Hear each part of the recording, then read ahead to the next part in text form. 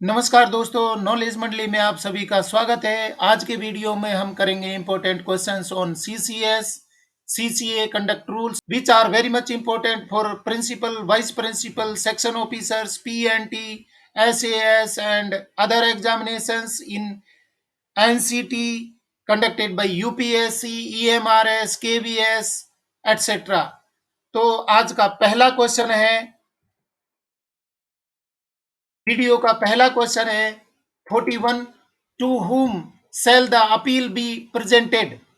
Appeal किसको प्रस्तुत की जाएगी? Option A to the authority to whom appeal lies, B to the inquiry officer, C to the disciplinary authority, D to the appointing authority. मतलब कि आरोपित अधिकारी है वो अपने रिप्रेजेंटेशन या अपील है वो किसको प्रस्तुत करेगा? इसका सही उत्तर है ए, to the authority to whom appeal lies. Next question 42. How to prepare an appeal? Appeal को कैसे प्राथमिकता दें? ऑप्शन है A jointly, B separately, C along with appointing authority, D none. मतलब अपील है वो कैसे प्राथमिकता दी जानी चाहिए? जॉइंटली रिप्रेजेंट करनी चाहिए, सेपरेटली करनी चाहिए या अपॉइंटिंग अथॉरिटी के साथ में करनी चाहिए? इसमें से कौन सा ऑप्शन सही होगा? करेक्ट आंसर है बी, सेपरेटली। हर एक आरोपित कर्मचारी है या प्रभावित कर्मचारी है उसको सेपरेटली अपील है वो देनी होगी। Next question 43। What are the contents of the appeal?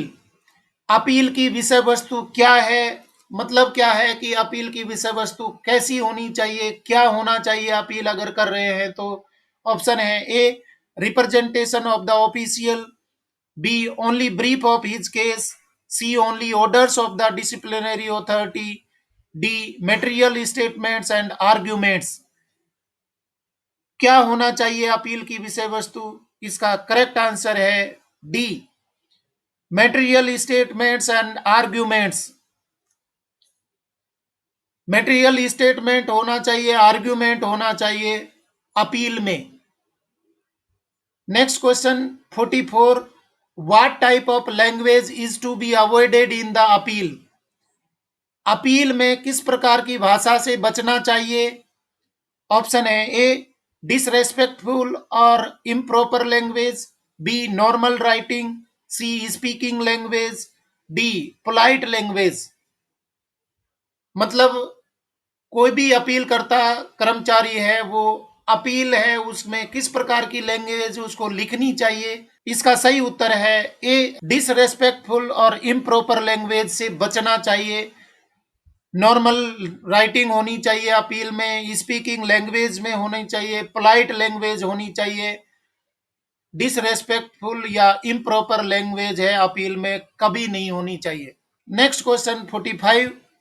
What is the time limit to forward the appeal to the appellate authority by the authority which made the order on receipt of a copy of appeal? मतलब कि appeal की प्रति प्राप्त होने पर आदेश देने वाले प्राधिकारी द्वारा अपीलीय प्राधिकारी को अपील अग्रेसित करने की समय सीमा क्या है? ऑप्शन है A immediately, B with a normal delay, C with in 10 days, D without any avoidable delay. इसका सही उत्तर है D, without any avoidable delay. किसी भी प्रकार का डिले नहीं करना चाहिए। Next question 46। Is there any provision for withholding appeals by the authority to whom the appeal is preferred? अर्थ है क्या उस प्राधिकारी द्वारा अपील को रोकने का कोई प्रावधान है जिसके पास अपील की गई है? ऑप्शन है A no provision for withholding appeals, B may be withheld, C may be withheld for a reasonable period, D none of the above. इसमें सही उत्तर है A no provision for withholding appeals. Appeal को रोकने का कोई प्रावधान नहीं है जहां अपील की गई है। Next question 47। What are the proper records to be submitted to the appellate authority with appeals oblique petitions? मतलब कि अपील या याचिका के साथ अपीलीय प्राधिकारी को प्रस्तुत किए जाने वाले उचित अभिलेख क्या हैं? कौन से अभिलेख दस्तावेज है वो होने चाहिए? Option A, brief history and parawise comments of the case. B, only service book with CR dossier. C, brief history, parawise comments, annexure duly completed, disciplinary file in original, appeal file in original, in case of petition only. SB, CR dossier, any records or documents relevant to the case. And D, disciplinary file only. Correct answer is C, brief history, parawise comments, annexure duly completed, disciplinary file in original, appeal file in original, in case of a petition only. SB, CR dossier, any records or documents relevant to the case.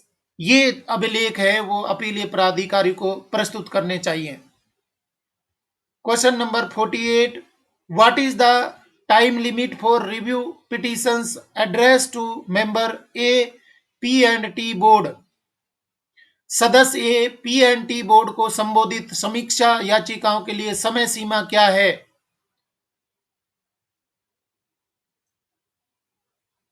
Option A 75 days, B 60 days, C 45 days, D 30 days.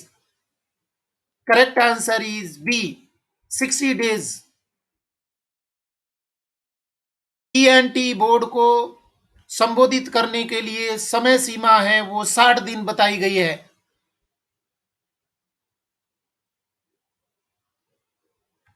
Next question 49, which rule provision of the CCS CCA rules is to be considered by the appellate authority in case of appeal against the order of suspension?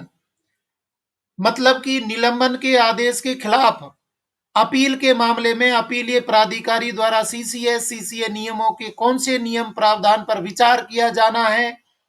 Option है A rule 10, B rule 12, C rule 11, D none of the above. इसका सही उत्तर है A, rule 10 के तहत अपीलीय प्राधिकारी द्वारा CCS नियम के प्रावधान पर विचार किया जाना चाहिए। Next question 50, in case of appeal against an order imposing any penalty order, rule 11, an appellate authority shall evaluate the same order under provisions of which of the following rules? मतलब नियम 11 के तहत किसी भी दंड लगाने के आदेश के खिलाफ अपील के मामले में एक अपीलीय प्राधिकारी निम्नलिखित में से किस नियम के प्रावधानों के तहत उसका मूल्यांकन करेगा? Option A rule 27(2), B rule 24, C rule 22, D rule 23। इसका सही उत्तर है ए, रूल 27(2) के तहत मूल्यांकन करेगा। Next question 51, who can allow for personal hearing in major penalty cases? बड़े जुर्माने के मामले में व्यक्तिगत सुनवाई की अनुमति कौन दे सकता है?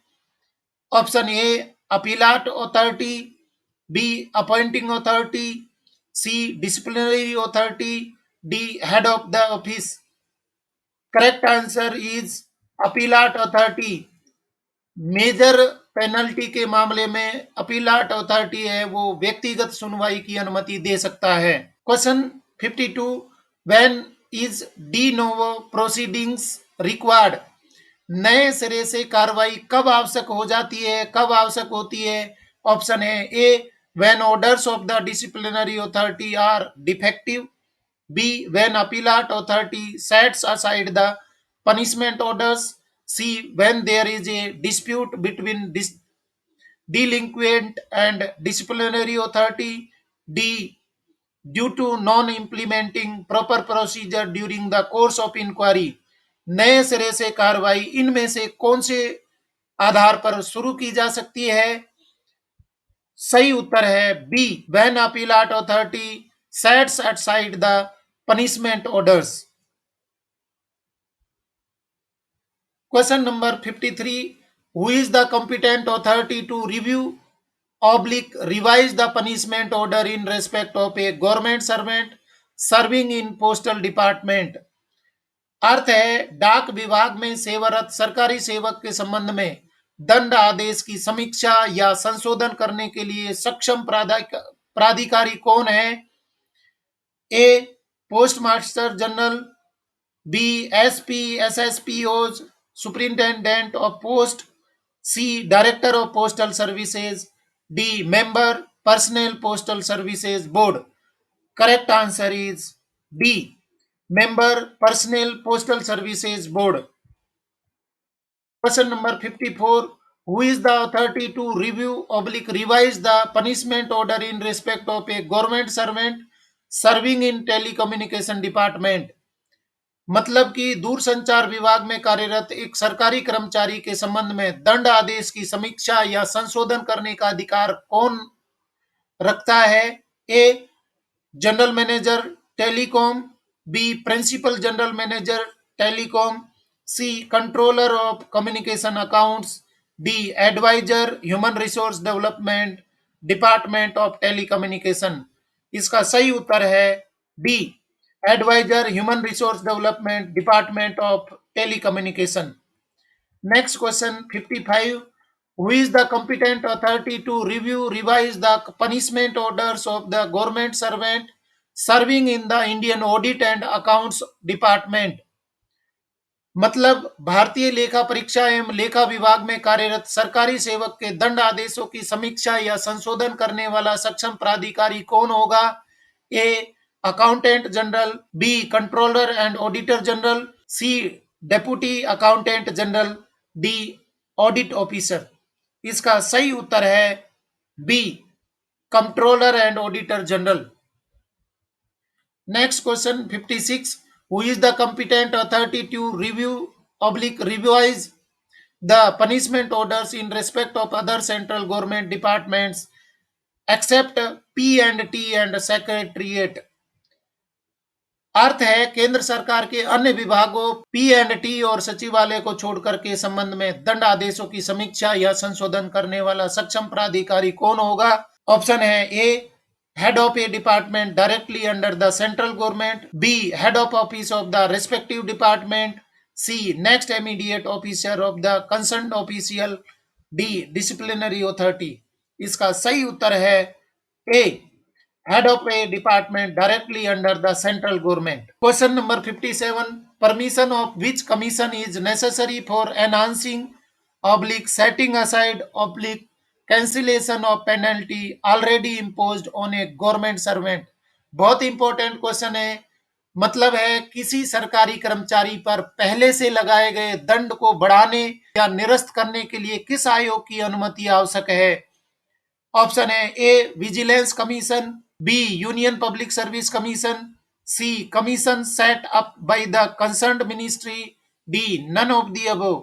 इसका सही उत्तर है B, union public service commission है, उसकी सलाह है वो ली जा सकती है जहां पर दंड को बढ़ाया जा सकता है, निरस्त किया जा सकता है या निरस्त करने की कार्रवाई की जा सकती है। Question number 58, whether the original punishing authority can cancel its own order in revision. यानी कि क्या मूल दंड प्राधिकारी पुनरीक्षण में अपने स्वयं के आदेश को रद्द कर सकता है? Option A, can not cancel its own order, B, can revise the order, C, can cancel the order, D, none of the above. बहुत इंपॉर्टेंट क्वेश्चन है, कई बार पूछा जाता है। इसका सही ऑप्शन है A, can not cancel its own order. वो खुद रद्द नहीं कर सकता, उससे हायर अथॉरिटी है या अपीलाट अथॉरिटी है वो उसमें मॉडिफाई या चेंज कर सकती है।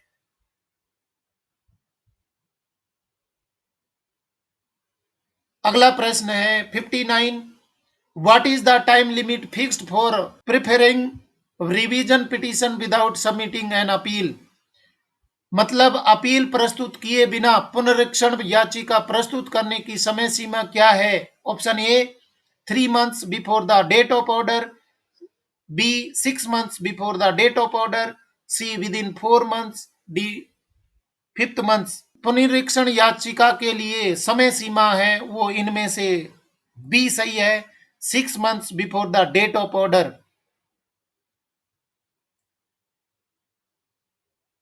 और आज का लास्ट क्वेश्चन है, who is competent for remanding case for revision of penalty in respect of P and T department.